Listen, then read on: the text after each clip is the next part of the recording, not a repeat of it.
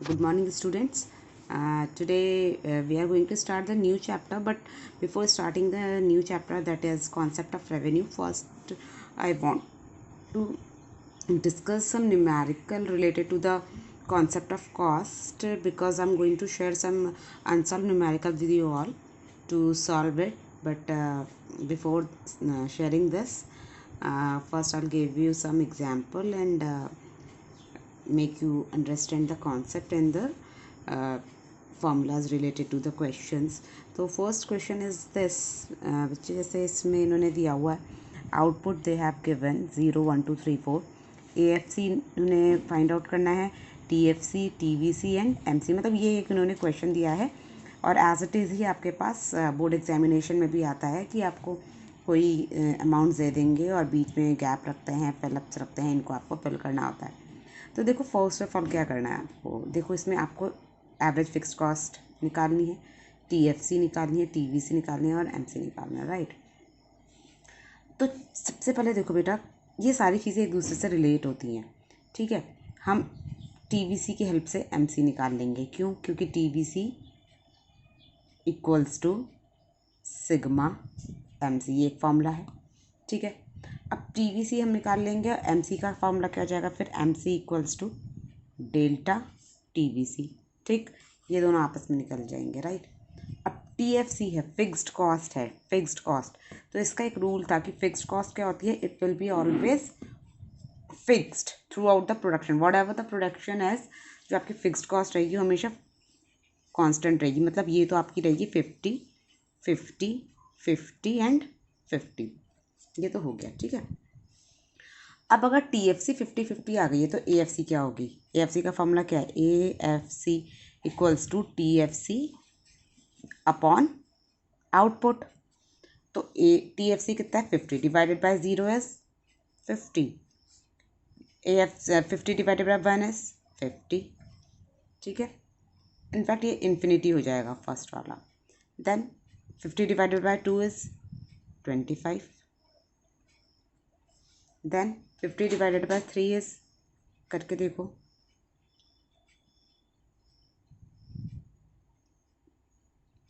Point लग जाएगा, ठीक है। क्या आ जाएगा 1.6 something, right. Then 50 divided by 4 is, ये आ जाएगा आपका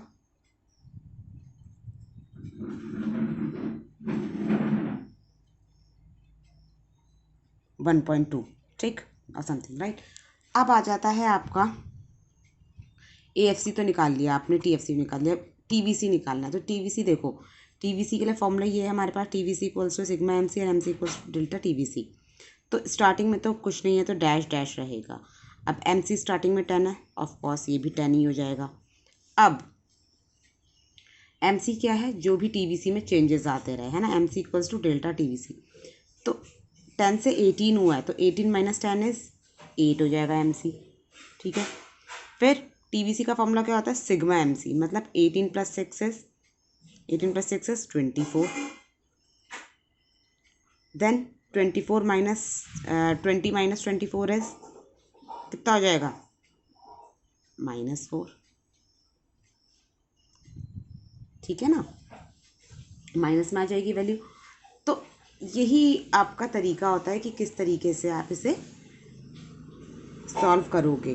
कैसे सॉल्व करोगे, इसका क्या सिंपल सा फॉर्मूला है कि जो हमारे पास ये formula TVC equals to sigma MC और MC equals to delta TVC, इसको याद रखना और आपका सारा का सारा सोल्यूशन ऐसे होता चला जाएगा, ठीक है।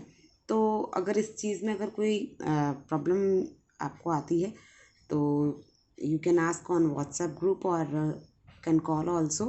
मैं और इस after this video I will share some more unsolved numerical, तो उसको आप सॉल्व करना। अगर कुछ भी प्रॉब्लम ऐसी फेस करते हो तो I'll make you understand again or will make another video of numerical. Now let's start the new chapter, that is concept of revenue. तो concept of revenue को जानने के लिए first of all we should understand what is revenue. तो बेटा revenue क्या है, revenue वो अमाउंट होती है, वो चीज़ होती है जो कि कोई भी प्रोडक्ट को पूरा का पूरा बेच के जितना भी ओवरऑल पैसा आता है वो रेवेन्यू है। सपोज़ मैंने एक पेन का पैकेट बनाया 10 रुपये का और मैंने उसे 20 रुपये में बेच दिया, तो जो 20 रुपये आया है वो है मेरा रेवेन्यू। ठीक है, अब उसमें वो 10 रुपीज़ भी इंक्लूड है जितना मेरा कॉस्ट लगा है उसे बनाते हुए, और 10 रुपीज़ जो प्रॉफिट मिला है वो भी इंक्लूड है। तो रेवेन्यू क्या हो गया? The money receipt from the sale of the product. किसी भी प्रोडक्ट को बेचने के बाद जितना भी मनी रिसिप्ट मेरे पास आता है वो होता है रेवेन्यू। ठीक है, अब रेवेन्यू में आपका कॉस्ट भी इंक्लूडेड है और प्रॉफिट भी। जैसे मैंने बोला था 10 रुपीज़ का मैंने पेन बनाया है, पेन का पैकेट मैंने बनाया है और उसको मैंने 20 में सेल आउट किया है, तो 10 रुपये तो उसकी कॉस्ट है और 20 में मैं उसे सेल कर रही हूँ, मतलब 20 - 10, तो 10 का प्रॉफिट निकला। तो revenue equals to cost plus profit. जबकि प्रॉफिट का मतलब क्या होता है?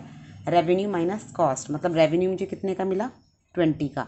अब 20 मिला है ना मुझे पूरा सेल करके। अब 20 में से अगर मैं 10 जो कॉस्ट है वो माइनस कर दूँ तो प्रॉफिट कितने का है? 10 का। तो profit equals to revenue minus cost. Okay, अब आता है आपका टोटल रेवेन्यू। तो टोटल रेवेन्यू क्या होता है? तो टोटल रेवेन्यू सेम वही है, कुछ नहीं है, जितना भी ओवरऑल मनी रिसिप्ट आपको मिलता है is the total revenue. Total money receipt of a firm from the sale of the given output is called total revenue. इसका फॉर्मूला क्या हो जाएगा? AR into Qs. जैसे कॉस्ट और कॉस्ट वगैरह में हम अभी पढ़ते आए हैं, कॉस्ट और प्रोडक्शन में, कि TR equals to AR into Q. अब मार्जिनल रेवेन्यू क्या है? मार्जिनल रेवेन्यू सेम वही है जो marginal utility, marginal cost, marginal product है, कि the changes occurs in total revenue. जो टोटल रेवेन्यू में चेंजेस आते हैं हर एक कमोडिटी को बेचने के बाद, जो भी टोटल रेवेन्यू में चेंजेस आते हैं, कि पहले हमने एक कमोडिटी बेची तो हमें 10 रुपये मिले टोटल, 2 कमोडिटी बेची तो 20 रुपये, 4 बेची तो 40 रुपये। तो जो जो भी टोटल रेवेन्यू में चेंजेस आते रहते हैं, जैसे यहाँ पे 10 का चेंज आया, यहाँ पे 20 का चेंज आया, तो ये हो गया आपका मार्जिनल रेवेन्यू। तो मार्जिनल रेवेन्यू का फॉर्मूला क्या हो जाएगा? Delta TR upon delta Q.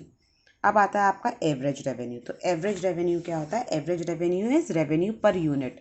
कि जैसे अगर टोटल रेवेन्यू, अगर हमें 10 पेन बेच के हमें 20 रुपये मिले हैं, तो एक पेन बेच के कितना मिलेगा? 2 रुपये। तो ये हो जाएगा आपका एवरेज रेवेन्यू। ठीक है, अब इसको इन्होंने शेड्यूल के थ्रू देखो समझाया हुआ है। आउटपुट इन्होंने दिया है 0 1 2 3 4 5, प्राइस दिया हुआ है 10 10 10 10 10।